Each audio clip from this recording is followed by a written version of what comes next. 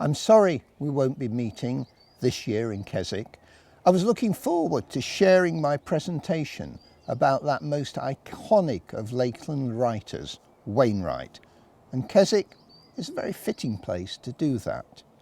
The town meant a lot to AW, from its fish and chip shop to that journey south into the jaws of Borrowdale and what he called the loveliest square mile of Lakeland.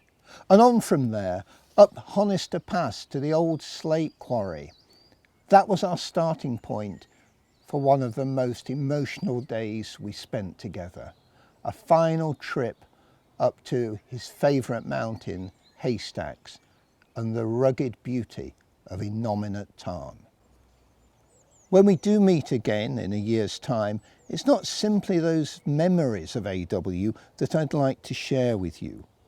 We forged a relationship that was entirely different to those he had with other people.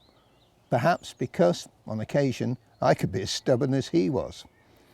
Against all his natural instincts, I gradually won his trust, and from then on we worked together collaboratively, something he'd never done before.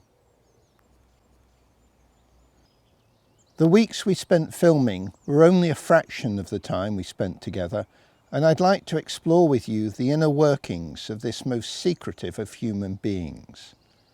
I saw at close quarters the forces that shaped his life, forces I'm sure even he didn't fully understand.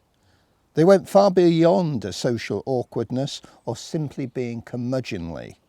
So here's looking forward to a much better 2021 and the time when we can gather again in Keswick to remember a truly inspirational individual. And there'll be an added poignancy to our meeting for next year as the 30th anniversary of his death. And I'd like to leave you with two quotations from AW, one of which is pretty well known, the other less so. This is from his final guide on the Lakeland, the Western Fells.